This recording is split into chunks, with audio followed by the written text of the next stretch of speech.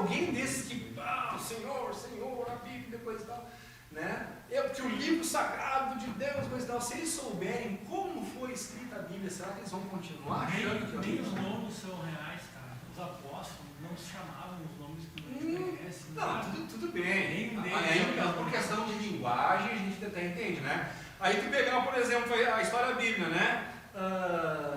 Adão, 7 anos, Cainã, Jared, Malalel, Jared, aí veio Enoque, Matusalém, aí veio Lameque e Noé, as 10 gerações. Se tu pegar esses 10 nomes e tu for estudar a história suméria, né, das escritas cuneiformes lá do Zacarias Sitchin, tu vai ver que todos os nomes, né, Adão era Adapa, Sete é Sati. Adão, Adama, de raça adâmica, não tem nada a ver com Adão. Sabe? Adâmica é a nossa raça, é essa raça. Mas tem muito. Cara, é tanta coisa assim. Na verdade, lá, vamos pegar a história da origem humana, a história suméria, de como Enki, Enlil, a história toda lá, como os Anunnaki, como fizeram o ser humano, como surgiu o ser humano ali, né? A gente pode entrar nesse assunto depois que eu concluir esse da Bíblia dele, a gente chega lá e tal, né? Até porque a origem da Bíblia, toda a história, o Noé é o Zildjian da história suméria, então tu vê que a Bíblia foi copiada lá dos livros sumérios, né? É que na verdade, ainda do sumério ainda passa pro acádio, passa pro... me fugiu a outra língua, e depois que vem o grego, o hebraico, o aramaico, que na verdade, quando Jerônimo de Estridão foi escrever a Bíblia, ele pegou muito dessas escrituras, que eram o hebraico, o aramaico e o grego, e isso já tinha sofrido influência, já tinha passado por diversas, né, e aliás, aí a Mariana descobriu estudando também, até eu botei em algum lugar, mas esqueci, que tinha uma língua pré-sumeriana, então a gente fica achando que a escrita cuneiforme foi a primeira língua, não, tem uma outra língua pré-sumeriana ainda.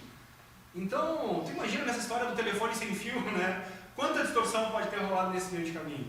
Mas voltando lá ao Damaso e Ursino. Então, quando o Damaso se transforma, né, dessa forma absolutamente democrática, botando fogo nos inimigos, né? E ele se torna o 37º Papa, agora, legítimo italiano, qua comando-me, né? Estava no posto ali, mandava ele. Então ele chama esse Jerônimo de Estridão, por quê? Porque o Jerônimo de Estridão era um cara que ele era muito laico, digamos assim, ele se dava bem com todo mundo, em todas as religiões, e ele entendia do grego, do hebraico e do aramaico. E aí na Bíblia, muitos desses textos que chegavam faltando partes, faltando final, faltando...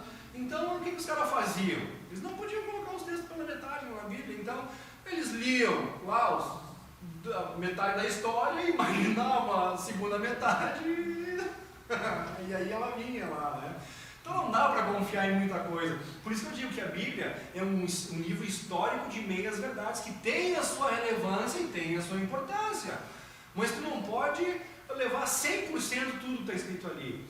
E muita coisa que as pessoas dizem, não, isso é questão de interpretação, ou usado muitas metáforas, e depois, não, a gente começa a ver que não é questão de metáfora, embora Jesus falasse por metáforas, coisa e tal, mas tinha muita coisa ali que simplesmente eram descritos de forma diferente porque eles não tinham uma linguagem adequada. Uma coluna de fogo e tal. Existia a palavra disco voador, nave intergaláctica, nave cósmica, na época, não. Eles não sabiam o que eles estavam vendo, que tecnologia eles tinham que eles podiam assimilar para saber que aquilo era uma máquina voadora. Né? Então, era nuvem, era uma coluna de fogo, era não sei o que. Hoje, a gente sabe que são veículos que transportavam aquelas pessoas. Só isso, então não tem muita história, né? Mas vamos adiante, quando nós estávamos lá no 3º século, começa aquela história lá. Então, vamos fazer um livro, né, que seja o guia, digamos assim, dessa nossa nova religião, que seria a apostólica romana. Apostólica baseado nos relatos dos apóstolos, por isso que tem os livros, todos lá, né? Livro de João, o Apocalipse. E então, eles começam muito bem intencionado, acredito eu, nesse momento, né? O Constantino, bem intencionado. Damaso, já não tanto. Né? E o Constantino, ele chama um monte de gente, ele faz concílio de Nicéia, o concílio de Laodiceia, tudo ali no 4º século também, né? Para quê? Já que eles decidiram que eles iam escrever essa Vulgata, eles tinham que, e era muita coisa a informação que eles tinham, de tudo aquilo que eles tinham, eles iam começar a decidir o que ia entrar para a Bíblia, para esse livro, e o que não ia. Então, o que não entrou, eles chamavam os apócrifos, os textos apócrifos, né? Então, hoje a gente conhece os textos gnósticos, os achados do Nag Hammadi. Então, quando tu vai estudar arqueologia e história, tu começa a encontrar um monte de coisa que complementa aquilo ali, começa a ficar bem interessante o negócio. E tu começa a entender, né? Primeiro tu acha, não, de repente eles não sabiam como interpretar, não sabiam... Não, e aí conforme tu vai te aprofundando, tu vê, foi escrito, tu vai tendo a certeza. A Bíblia foi escrita no intuito realmente de nos deixar aqui, ó, de boca aberta, esperando um Salvador ou alguma coisa, enquanto, né, o pessoal que nos criou aí deita e enrola em cima disso. Fomos criados para ser escravos. Isso é doloroso, mas é uma realidade. Nós vamos abordar isso aí depois. Eu não sei qual que é a tua... Nós temos 20 minutos para começar, né? Daí 9h30. As perguntas? Ótimo, vamos concluir isso aqui, depois a gente pergunta também. Não, 20 minutos daí. Não sei o que quer abordar. Tudo bem, né? Então vamos aqui. Então nessa questão da religiosa, o que eles deixaram de fora? Né? O livro dos gnósticos. Então a história dos gnósticos, ela vem terminar em 1400, né? Que são 1000 anos depois dessa época aí de 400 depois de Cristo, né? E os gnósticos, pessoal, eles falam nos arcontes, eles falam na Matrix, só que eles não chamam de Matrix, eles chamam de Yaldabaoth, né? O Yuri fala muito sobre isso, muito aprofundado.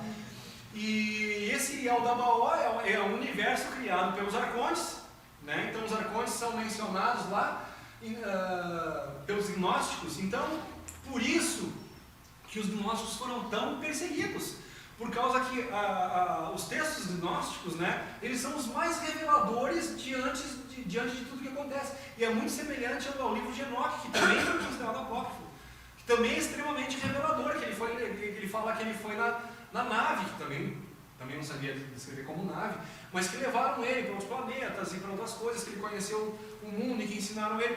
Aí eu pergunto para vocês, será que é por isso que Matusalém, que é o filho do Enoque, é o cara que mais viveu, né, mais teve longevidade? Será que foi por causa dos ensinamentos e dos conhecimentos que o pai dele, Enoque, obteve? Que em sumério é Enquimi. Em sumério é Enquimi. Aí quando fizeram a Bíblia, depois passou a ser Enoque, né? Então, o que eles contam? Eles contam desse mundo, e aí entra a questão da roda de Sansara. E aí envolve o espiritismo. Você entende? E aí começa a ser os assuntos que, até então, né, a questão da reencarnação como ferramenta de evolução, como uma ferramenta de justiça, até para tu ter uma forma de tu pagar pelos erros que tu cometeu, a gente encontra lógica nisso tudo, mas quando tu descobre a roda de Sansara, aí tu começa a ficar meio preocupado com isso. E aí eu vou te pedir umas imagens agora, Mariana, para tu puxar ali, que é o Aaron McCollum. Tu pode puxar Aaron McCollum ali. Tá, então assim, onde que entra o depoimento de um ex-militar americano, dissidente, aonde que tem a ver com a questão da espiritualidade, com roda de Sansara, com o gnosticismo? Só para dar uma complementada, depois a gente volta para o McCollum, me lembra, mas assim, mas o gnosticismo começou na época de Jesus, eles foram perseguidos, eles foram fugindo, e resultou nos cátaros.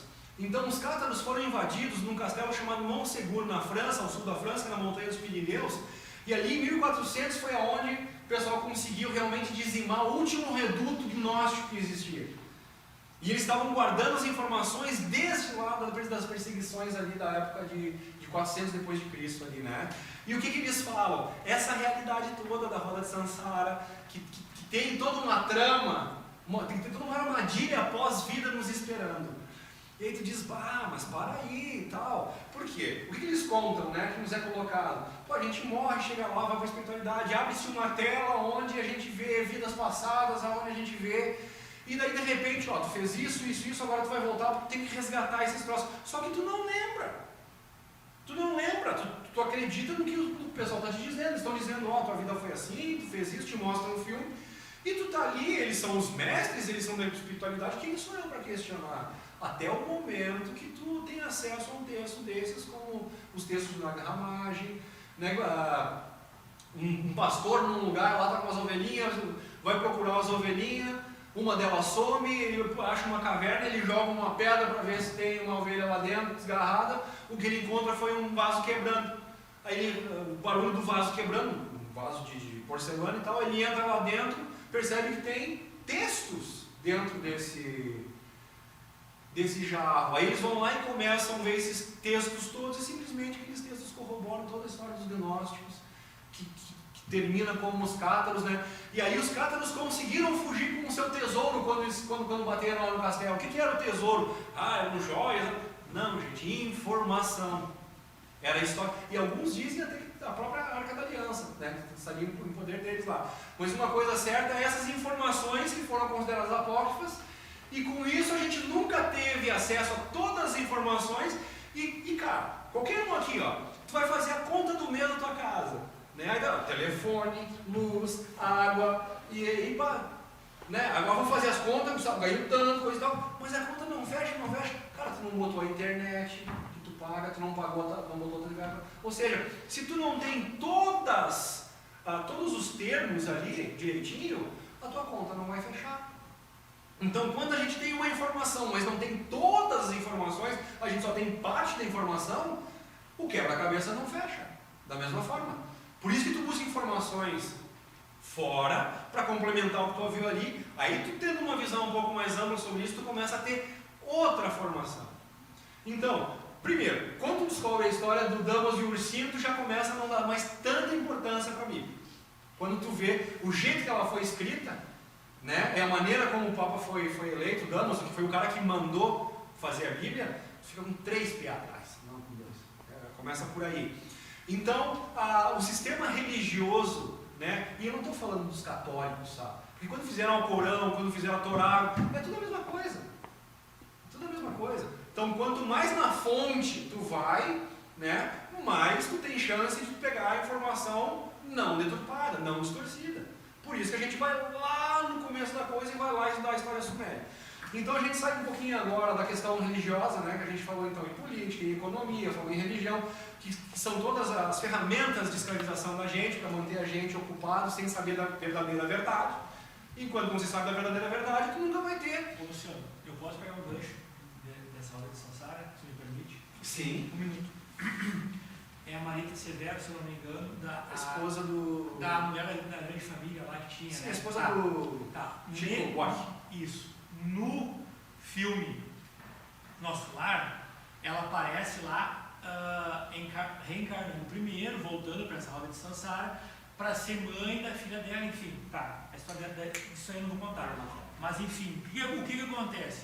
Perguntam para ela, quando aquele cara mais velho chega e outra pessoa junto, e ela fala, eu consegui acessar até 3 vidas, mas me disseram que eu não ia suportar as outras. Olha só.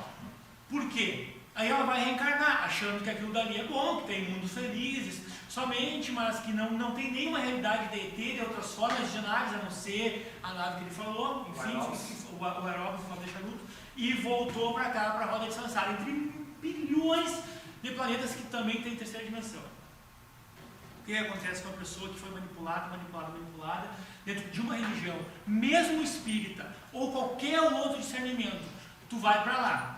Tu morreu, tu não sabia de nada, tu não sabe que existe além de 4ª dimensão. Tu cai lá. Quem vai, os teus mentores espirituais, que também estão todos aqui, eles vão te levar até um certo conhecimento, porque tu vai ter que voltar à roda de Sansara, porque é aqui que tu vai ter que ascender, é aqui que tu vai ter que sublimar, chi e tudo mais, como ele falou. O que acontece? Por que o Luciano consegue vir aqui e falar isso aí? E todos esses montes de palestrantes que estão palestrando dentro do YouTube e de outros veículos de comunicação. Porque nós estamos dentro de uma transição planetária, onde isso está sendo aberto para todos, quem quiser. Mas muitos, mesmo depois do primeiro contato, que não parece muitos anos para frente, não irão conseguir. E outros, por realidades kármicos, irão para outros planetas com certeza. Então é por isso da roda de Sansara, para quem não entende, é por isso da transição planetária agora que está acontecendo, é por isso que vocês estão aqui e quase 1 milhão de caxenses está futebol, churrasco, novela, entendeu? E religiões. E tu fala em ET, ou nave, ou em Luciano Gomes, em canal no YouTube, Consciência Cósmica, que o cara sabe, ele sabe, mas tem que fazer uma baita volta para chegar em um item depois. Entendeu? Como eu estou falando para vocês. Não querem. Aí depois não sabem por quê. Agora, ó, esse cara aqui, o Aaron McCall, o outro, esse é o Andrew Baseado. O Aaron McCall, esse cara aqui, ó. Project Karma, pessoal, é uma série de entrevistas e geralmente de pessoas ligadas à ufologia, e são cientistas, são militares desertores, né? E quando eles entram para o exército, achando que vão servir a pátria, quando eles descobrem os verdadeiros fins que eles são destinados, eles pulam fora e não conseguem mais ficar no exército, acabam sendo os desertores. Eu era com vários outros, né? Então assim, quando a gente falou na roda de Sansara, o que seriam os arcontes? Os arcontes seriam uma força de 4D, né, que a gente não enxerga depois e tal, que criaram esse mundo, segundo o Yu usa o mundo holográfico. E aí quando a gente vai assistir mecânica quântica, física quântica, o experimento da dupla fenda, tu tem uma boa ideia de que realmente a possibilidade é muito grande de ser um objeto, um mundo holográfico, né, não querendo tangenciar demais, senão ficar... Mas enfim, então a roda Sansara, ela joga os caras para cá, porque como o Matrix diz, né, cada um ser encarnado aqui funciona como uma bateria. Então, o que diz esses textos, Nag Hammadi, os textos gnósticos e tal? Que esse pessoal, os arcontes aí, eles se alimentam do sofrimento humano. O sofrimento humano é a comida deles. Então a gente vai lá, nós humanos a gente faz uma lavoura, a gente cria gado que é a nossa alimentação. Eles fazem o humano sofrer, essa é a lavoura deles. Então eles plantam sofrimento humanos para eles terem que se alimentar. Rituais humanos, né? Então é mais ou menos rituais humanos. Chega isso, né? Acabar tudo isso aí, né? Então, olha como começa a ficar interessante isso aqui. Então essa roda de Sansara, para os desavisados, vai falar com o hindu, que tem total domínio sobre a pineal. Entendeu? Que sai do seu corpo, foi a transição. Tu acha que ele vai cair num papinho da roda de Sansara? Ele vê, né? Isso é coisa para nós, que a gente não tenha, através da alimentação, o sistema econômico, né, o sofrimento que nos impõe tudo, a gente vai cada vez preocupando o quê? Ganhar o teu salário, sobreviver. Por isso que o Jonas falou na apresentação, tu falou ali, Jonas, chega um ponto a gente perde a vontade de viver. Por quê? Porque tudo que tu busca, tudo que tu teus objetivos, os teus sonhos, né, simplesmente perdem o sentido.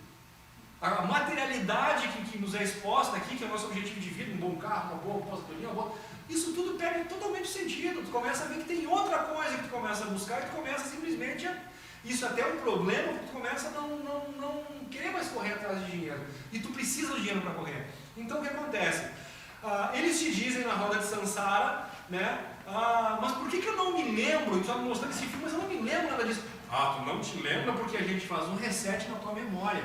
Mas por que tu faz um reset na minha memória? Não seria mais fácil eu me lembrar? Por exemplo, um aluno da 4ª série apaga tudo que ele aprendeu na primeira, segunda, terceira. Ele vai conseguir aprender o conteúdo da 4ª série? Não, ele depende daquilo como pré-requisito.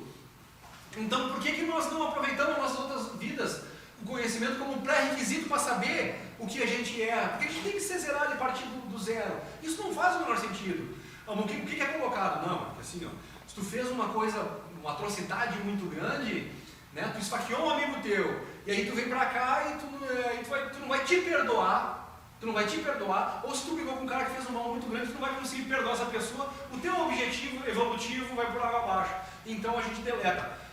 Ok, mas então por que vocês não me deletam só o que eu fiz de ruim? Por que eu tenho que ser totalmente deletado? E o que eu fiz de bom? Por que eu não me lembro que eu fiz de bom também nas outras vezes? E aí tu começa a ficar um pouco atrás da orelha, né? Não, mas tudo bem. Ainda tu tinha que acreditar no que eles falavam. Quando foi que eu realmente me questionei nessa questão de se é verdade? Primeiro, foi quando eu fiquei sabendo que na 3D existe uma possibilidade muito fácil de metamorfose, ou seja, o espírito tomar a forma que ele quiser para te enganar, é uma coisa tão real, né, que o Chico Xavier, quando ele desencarnou, ele deixou um código para os seus familiares, ele deixou uma senha para os seus familiares, para que eles não fossem enganados, porque qualquer um espírito podia se apresentar como Chico Xavier. Então olha a profundidade de onde vai a coisa. E onde é que entra o Aaron McCollum? Gente, se na espiritualidade, e é relatado no nosso lar, né, que a tecnologia que se tem lá é uma coisa incrível, considerado o que se tem aqui, aí tu assiste o depoimento de Aaron McCollum. Esse cara aqui, ele é um dos soldados mais novos. O mais legal que tem desse depoimento dele, assistam lá, recomendo, gente, é quando ele junta com o Farian Duncan, que é um outro desertor, um outro soldado desertor, e com o... me fugiu o Dave Corso. Então esses três juntos Por exemplo, o Dave Corso serviu como pai do Aaron McCollum, né? Então o Dave Corso é um senhor. Então tem essas histórias que se corroboram. Então tem o Final Duncan, que era um cara que foi salvo numa missão pelo Dave Corso, e que o Dave Corso saiu, estava no final da servência dele, servidoria, sei lá como chama isso aí, e aí entra o Final Duncan. Quando o Final Duncan está saindo, entra o Aaron McCollum. Então quando tu pega esses três falando junto, tu pega três gerações de militar que tá contando a história ao longo dos anos que eles vêm fazendo. Esses três são soldados psíquicos. O que são soldados psíquicos? Os Estados Unidos, quando eles descobriram que nós temos dons, além desses 5 sentidos, fato, tato, audição, né? Que é visualização remota, que é ler pensamento, coisa tal. Tu imagina só tem um soldado. Desdobramento consciente, viagem astral, tudo que os hindus, que os mestres ascensos fazem, eles começaram a selecionar soldados para fazer isso, que eram soldados psíquicos. Só que eu acredito que por uma providência divina, e nós teríamos que discutir o conceito de deidade. Eu não estou falando desse Deus arcôntico que criou a Yaldabaoth. Eu não estou falando do Deus que se diz onisciente, mas tem que mandar enfiar a faca o Abraão enfiar a faca no coração do Isaac para saber se ele é fiel. É o Deus que se diz onipotente, mas quando ele manda o pessoal dizendo para a terra prometida, diz: ó, eu vou conseguir uma terrinha prometida para ti, mas cara, tá cheio de gente lá, tu vai ter que chegar lá e vai ter que tirar o povo de lá.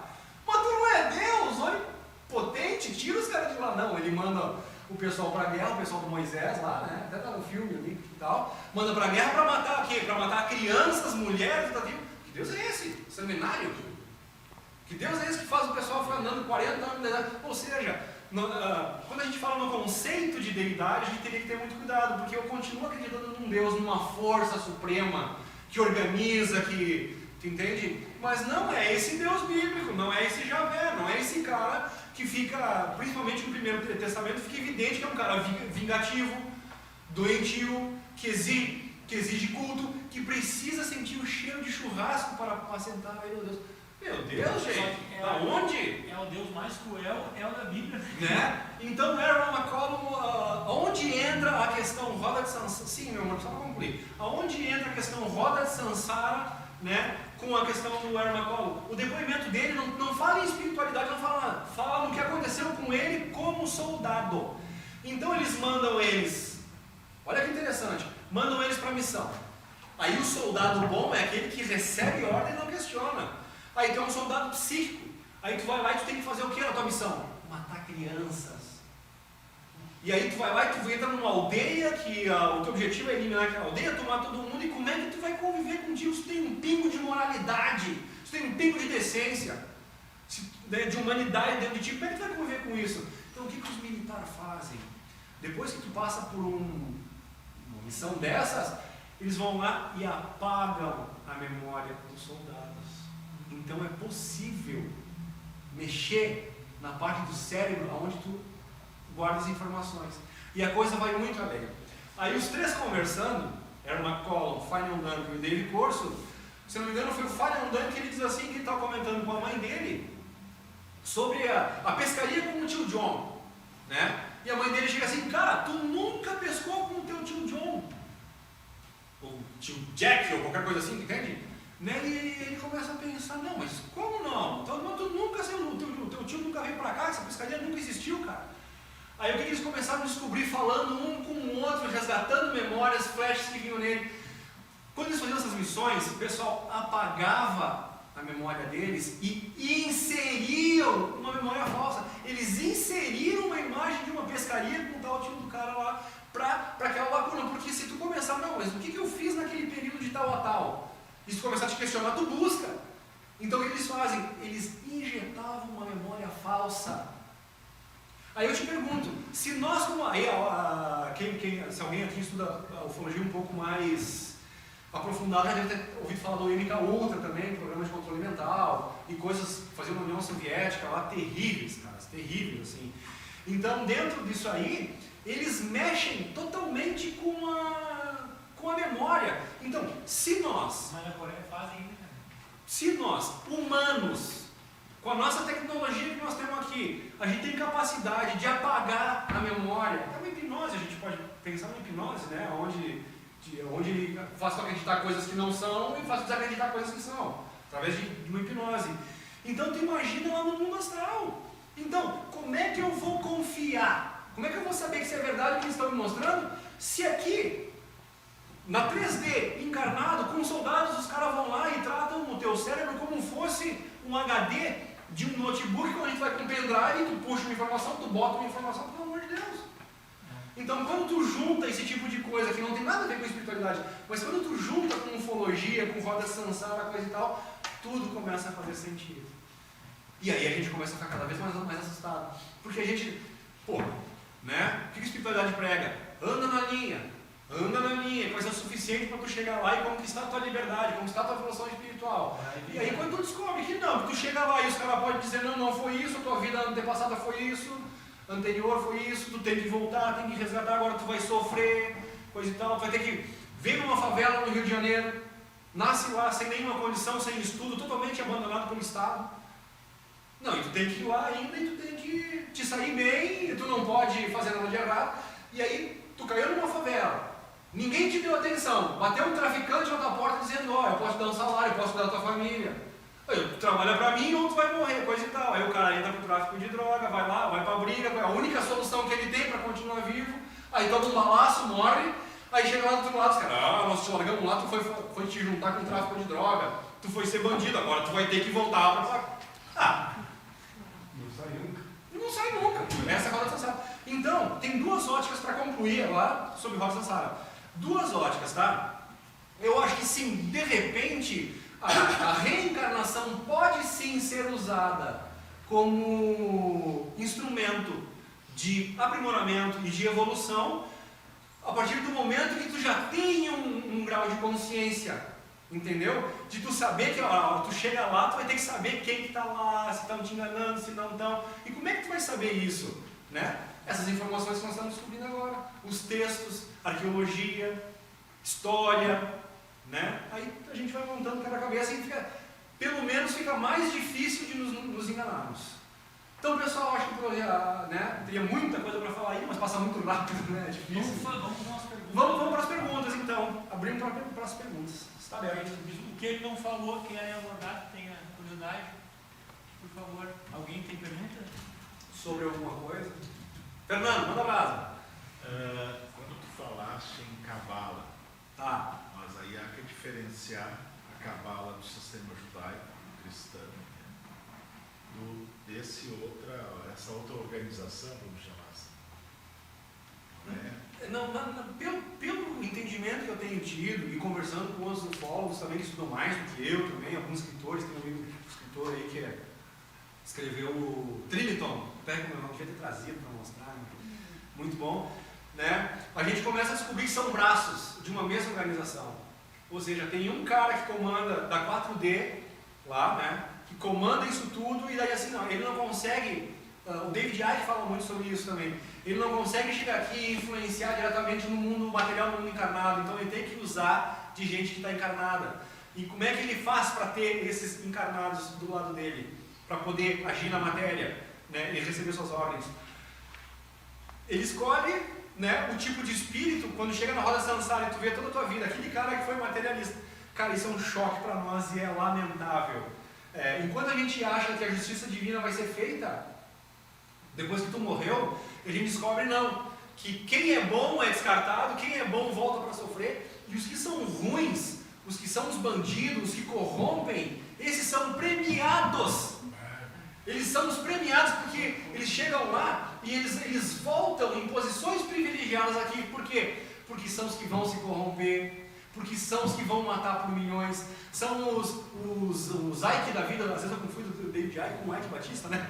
Mas o Ike Batista, quando tu vai lá ver, por exemplo, o cara foi lá, tirou um monte de família, que até hoje estão tudo abandonado lá para ele fazer um estacionamento de container, né? Onde o cara ganha não sei quantos mil por dia lá para aluguel de cada container, ou seja, uma fortuna, e as pessoas lá sem casa, é esse tipo de gente, para eles ter o ganho deles, não estão nem aí, né? É quando tu vê os políticos que roubam da merenda, é esse tipo de gente. Então, por incrível que pareça, o pessoal já começa com a questão de monarquia, né? Por que a monarquia? Porque toda essa questão do sangue, que já vem lá de cima, né? Quando a gente vai estudar os sumérios, por exemplo, Fernando já estudou os Anunnaki lá, né? E aí tu vê essa história de, às vezes, quando tinha os incestos, quando irmão casava com uma irmã e coisa, era para seguir a linhagem. Sangue azul. O sangue azul, exatamente o que eles dizem. Então, tudo isso segue. Então, assim, ó, uma menina fez um estudo chocantíssimo, cara, de quando tu pega, assim, quase todas as lideranças do mundo, até Obama, o Bill Clinton, todos têm um parentesco, uma ligação com a Rainha Elizabeth. E já está tudo programado. Tudo programado, mas cara, quando a gente diz tudo programado, é tudo programado, nós somos escravos. Invasão extraterrestre, tirem isso da cabeça. É uma sugestão, não estou aqui para impor nada para ninguém, mas eu diria, tira isso da cabeça, não vai ter invasão extraterrestre. Por que não vai ter invasão extraterrestre? Por causa que os extraterrestres que chegaram aqui há éons atrás e transformaram o projeto humano que já existia, a história é bem longa, só para não... Já existia um projeto humano que era o hominídeo, e até então ali eles vinham se desenvolvendo de uma forma, digamos assim, meio darwiniana. Só que daí chegam os Anunnaki aqui, né? E o que acontece? Quando tu vai ler o livro de Enki, Memórias de um Deus Extraterrestre, conta uma parte que até nós alegamos com o Yuri lá no nosso primeiro encontro, que por que uma parte do livro ela é bem explícita e clara, e por que uma outra parte é toda metafórica e folclórica. Aí eu já comecei a duvidar do Zecharia Sitchin, depois eu descobri coisas que geralmente o Zecharia, ele pegou lá os livros sumérios lá, e ele inventou muita coisa que outros linguistas... Mari, procura ali na imagem, por favor, a farsa Nibiru. Aí tem os outros dois caras que contestaram, que também são linguistas, e que chegaram às escrituras sumérias e contestaram o que o Zecharia fala. O Zecharia fala em Nibiru, e os textos, na realidade, a palavra Nibiru aparece 17 vezes em todos os textos sumérios. Tu vai ler o livro de Enki, o cara colocou Nibiru umas 200 vezes lá. E aí todo mundo, agora tem gente se escabelando porque Nibiru está chegando, Nibiru está chegando. Tercólogos, Nibiru, planeta X, planeta 9, né? Mas enfim, para começar, as verdadeiras escrituras, então talvez para o Fernando lá que estudou um pouquinho os Anunnaki, né? As verdadeiras escrituras sumérias falam que os Anunnaki são do planeta Nuco. Para começar, Anunnaki é o termo aquele que veio do céu. Então poderia nem ser os de planeta Nuco, que são essa raça que nós conhecemos como Anunnaki. O clã de Anu, né? Anu é o rei. Os dois meio-irmão, filho, que é o Enki e o Enlil, e aí vem aquela história toda que a gente já conhece aí. Né? Olha ali, ó. Pessoal, leiam isso aqui, ó. Aqui, ó. Todos os linguistas dele, Sumério e Acádio, e Assírio, é o que eu queria lembrar para vocês antes, que foi do Sumério, que era isso aqui, ó. Isso aqui é escrita cuneiforme, tá? Ainda passou para Acádio, passou para Sírio e por diversas ainda linguagens até chegar no grego, no hebraico, no aramaico. Então imagina um telefone sem fio. Quanta coisa foi perdida e foi seguindo esse caminho. Ó, todos os linguistas do Sumério, Acádio, Assírio, Babilônico sabem que Zecharia Sitchin fabulou, ou seja, inventou uma fábula em cima dos textos originais. Tem mais duas ali, Mari, fotos, que daí vai mostrar aqui, ó. Esse livro aqui está meio ruim de ler ali, gente, mas eu escrevi o nome embaixo ali, Mari, da própria foto. Que tu abriu, o nome da foto ali embaixo está o nome do livro que deixa eu ver se consigo ver aqui.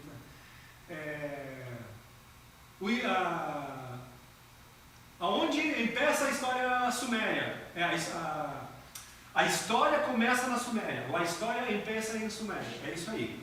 Tá? E esse aqui é o Kramer. Samuel Kramer. Então esse é um dos caras que batia de frente com o Zecharia Sitchin. E no entanto, o Zecharia Sitchin ele recebeu um incentivo gigantesco para publicar essas obras dele. E os outros, pode procurar a outra farsa de Nibiru ali também, Mari? Que é o outro livro ali, ó. Aqui também está escrito ali, Mari, enfim. Ô Luciano, nas antigas escrituras sumérias, eu te mando depois, tem as escrituras, os desenhos, tá?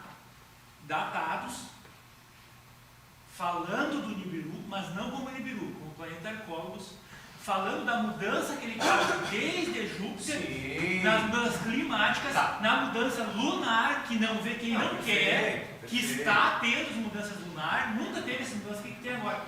E tudo que está ocorrendo agora. Nas escrituras sumérias. Fala. Só que nas escrituras sumérias, Nibiru aparece como Neberro. Nem é Nibiru como é colocado aqui, é outra coisa, né?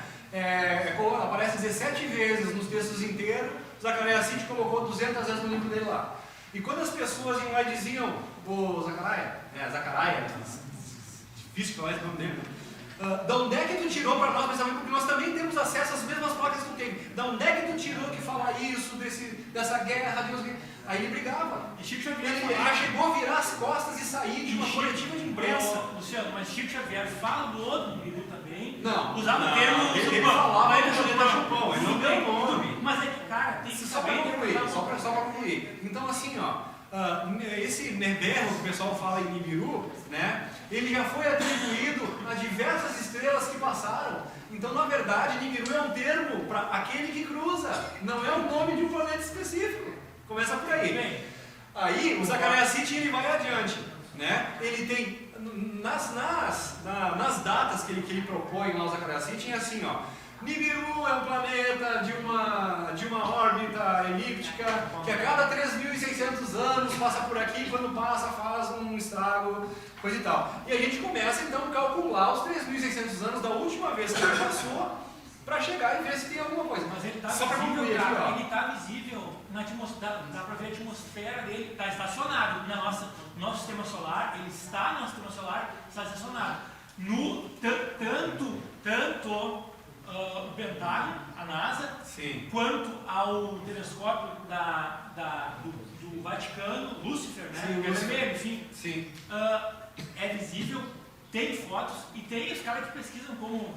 sim. E ele está estacionado, porque a gente não sabe. Tem uma história de 6, 7 anos para frente agora, para acontecer o que tem que acontecer. Pessoal, assim, lá no meu canal, o Academia Olímpia, eu tenho dois vídeos que eu fiz que chamam A Farsa do Nibiru. E algumas pessoas me jogaram um tijolo assim, cara, só porque eu escrevi A Farsa do Nibiru. O pessoal não foi lá ver o que foi dito, né? Então, quando eu falo no Nibiru, eu trouxe todos esses argumentos aqui. Eu trouxe os linguistas que confrontaram o Zacarias Sitchin e trouxe também uma outra conta, porque assim, o próprio Zacarias Sitchin, quando ele falou de Nibiru, 3.600 anos, coisa e tal, então a gente já começa a dizer, quando é que foi a última vez que passou aqui? Em tese, no último dilúvio. Pode ser que não seja fidedigno. Que girou o último. Pois é, mas é aí que eu estou querendo chegar. Então, quando tu vê que Nibiru, na verdade, ou Neberro, como eles chamavam lá, né, com H e tal, era o nome dado aquele que cruza, então esse astro que vocês estão vindo, coisa e tal, pode ser aquele que cruza e que pode passar por aqui. Aonde eu falo a farsa de Nibiru, eu quero dizer que, como o Zacarias Sitchin coloca, não é o planeta dos Anunnaki. O planeta... Tudo bem. Né, o planeta que os Anunnaki moram não fica andando pelo planeta, ele está paradinho nas Pleiades. Aí todo mundo vem achar que, se é pleiadiano, se é pleiadiano, cara, as Pleiades é um monte, um conglomerado, e tem tudo que é raça, com tudo que é interesse, com tudo que é padrão vibratório lá dentro. E dentre eles, os Anunnaki, que são os nossos escravizadores. Então, assim, quando eles chegaram aqui na Terra, aquela parte folclórica que eu falei antes, ela fala... 10 horas já? É que eu tenho mais perguntas, ainda foi só uma. Nós estamos aí, né? Pois é, a coisa vai longe. Mas só lá no culto da lua, fala um pouquinho. Lá no culto da lua. Não, peraí, já estava 15 minutos só concluir um pouquinho aqui, cara. Não vai dar tempo de nós fazer. Não, mas vai dar assim, quer ver? Aí então. Calma, Jonas. Aí então.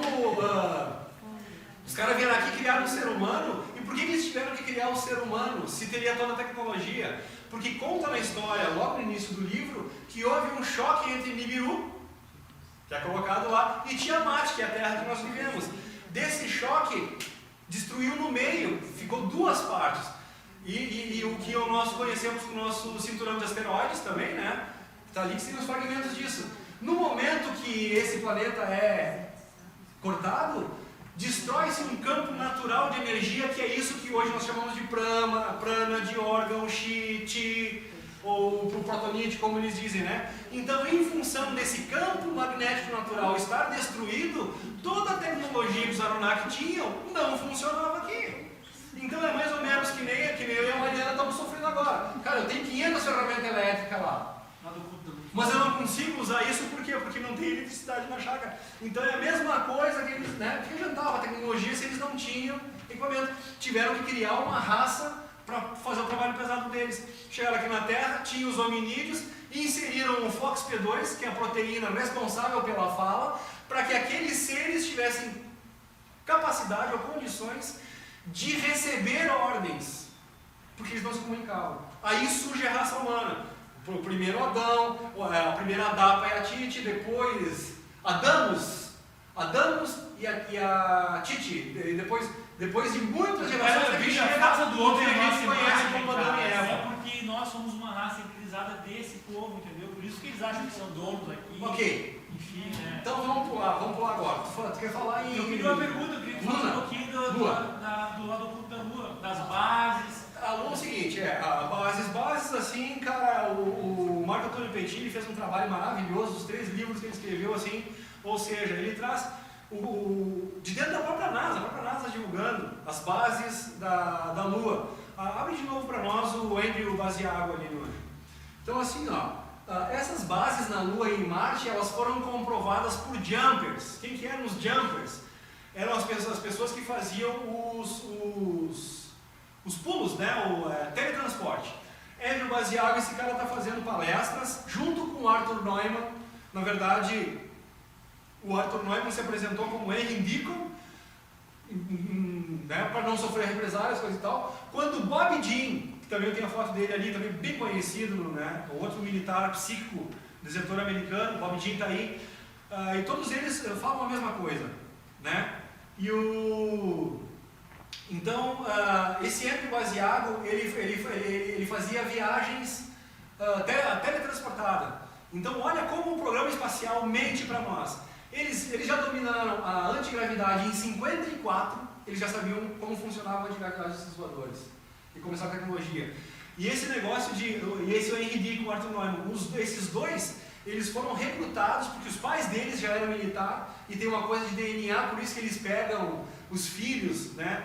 E esse cara aqui, ele chega numa palestra do Bob Dean, que é aquele outro que eu estava mostrando para vocês, dizendo: Ei Bob, eu estou vindo aqui para corroborar tudo que tu fala, porque eu trabalhava junto contigo nas bases secretas, só que a gente não se conhecia porque eu trabalhava num setor diferente. E isso era uma forma que eles tinham de não vazar informação. Então, quem trabalhava num setor dentro da NASA não sabia o que o cara da sala ao lado estava fazendo. Era uma maneira dele, era proibido deles se falarem.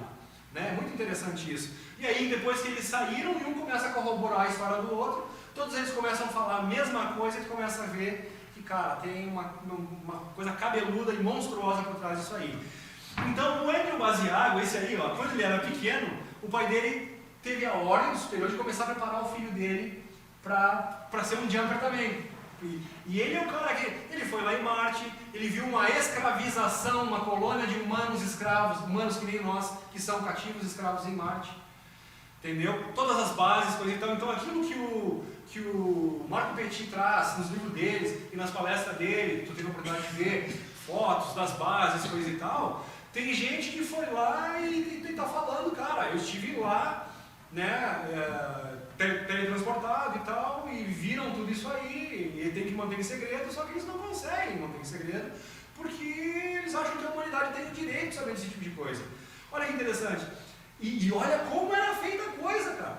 O Andrew Basiago, ele ia no estacionamento de um supermercado com o pai dele dizia: espera aí, um minutinho.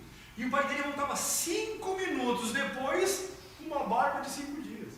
E o gurizinho: pai, que barba é essa? Né?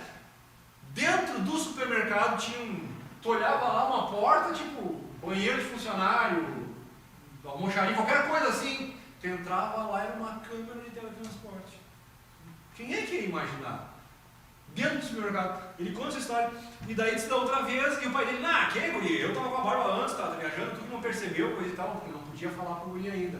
Mas o guri, muito esperto, talvez por isso o DNA tinha sido escolhido para fazer esse tipo de coisa. Na outra vez, ele botou um barbeador no porta-luva. E quando eles foram lá, antes de ir, pai dele desceu e disse, pai, faz a barba.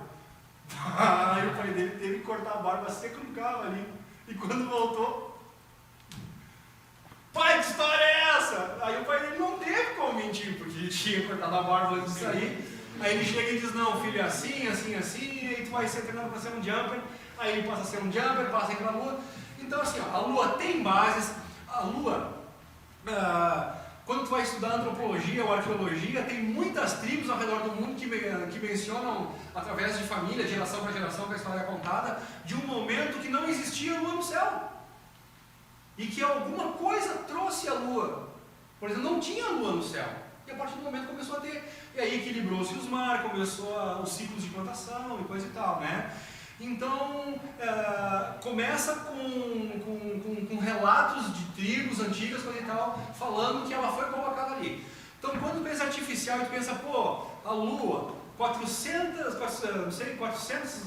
mil quilômetros longe do Sol, 400 vezes menor, então o Sol está longe, mas é 400 vezes maior, então quando dá o eclipse, os dois ficam exatamente do mesmo tamanho. Aí vai perguntar para qualquer matemático, eles vão dizer, cara, impossível, é muita coincidência. Então, começa a reforçar a ideia de que a Lua não é uma coisa natural como nós achamos, ela foi fabricada e está lá. E onde é que a gente encontra mais indício disso, né? O Wernher von Braun, Paperclip, a primeira foto, Gente, Paperclip bem rapidinho assim, ó, o pessoal dá para entender, né? Paperclip, quando terminou a Segunda Guerra Mundial, os alemães perderam, toda a inteligência alemã foi transferida para os Estados Unidos, desde que os seus crimes de guerra seriam perdoados, desde que eles fornecessem todo o conhecimento germânico que eles tinham naquela época. E aí envolve a energia Evril, envolve a Antártida, envolve as bases da Antártida que o Hitler tinha lá, a coisa, os discos voadores do Hitler. O Hitler tinha disco voador, eu tenho as fotos aqui, quem quiser ver eu posso mostrar aqui também, tá aí, me veio trazer. O Wernher von Braun, gente, é esse aqui, ó. É esse cara aqui, ó. Tá? Ele é o cabeça, ele é o capo dessa galera toda, Wernher von Braun. Wernher von Braun é aquele que quando queria ir para a Lua, ele aparece com o Disney fazendo aquele... de como a projeção da Terra, o melhor momento de sair na Terra, coisa e tal. Tudo uma farsa. Eles já tinham ido para a Lua e eles tiveram que fazer aquela ida para a Lua, porque eles tinham que dar uma justificativa e tinham que passar uma mentira para nós de que a Lua era aquilo que... né? Tanto é que aquela famosa imagem que o cara desce Pô, eu devia ter selecionado isso para vocês verem que é maravilhoso. Que o cara desce da escada do módulo lunar lá, do foguete, né? Que diz, um pequeno passo para o homem, um grande passo para a humanidade. Cara, nós temos acesso ao making-off dessas filmagens. Para começar, já tem o Stanley Kubrick. Entre os grandes filmes, o Iluminado é um dos filmes do Stanley Kubrick, né? Ou seja, a NASA chamou o Stanley para forjar aquelas imagens. Então nós temos aqui a Mariville, quando eles estão gravando e o cara vai descer aquela imagem famosa que todo mundo conhece, né? Eu não sei porque eu procurei e várias vezes não consegui encontrar. Talvez alguém aqui tenha visto a imagem do cenário despencando. Alguém viu?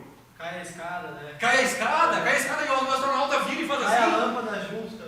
Isso, cai uma torre de iluminação. Cai uma escada com lâmpada, com tudo. E aí, cara, no que era para ser um solo lunar, assim, de um monte de gente abaixadinha, cara. Os caras de guarda-pazinho branco, eles pegam tudo, sobem no cenário, vão lá e começam a agitar.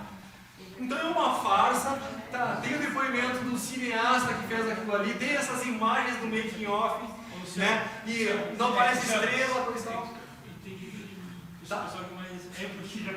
Tá. E aí, então, o que acontece? Esse que eu mostrei ali, meu anjo, que é o Wernher von Braun, então quando ele fez as missões à Lua, né, que na verdade foi uma farsa, mas eles foram realmente à Lua, não mostraram que eles podiam, as fotos que eles realmente tiraram não podiam ser mostradas para nós, porque eu não podia saber que tinha gente na Lua, não podia saber que tinha base na Lua, né. O que eles fizeram? Para fazer um teste lá, eles soltaram um módulo lunar, né, e quando eles soltaram o módulo lunar ali, na Lua, o troço ficou ressoando por quase 3 horas, pelo que eles contam. Então foi a comprovação de que a Lua é oca. Outra observação que tu vê assim, ó, quando tu olha para a Lua, tu vê um monte de crateras na Lua, todas de circunferências, de diâmetros diferentes, mas todas com a mesma profundidade. Pergunto para vocês, pega uma areinha aqui, vizinha, pega uma bolinha de gude e pega uma bola de boliche e larga as duas. Vai fazer diâmetros diferentes, mas não vai fazer também profundidades diferentes? Então por que na Lua os diâmetros são diferentes, mas tudo com a mesma profundidade?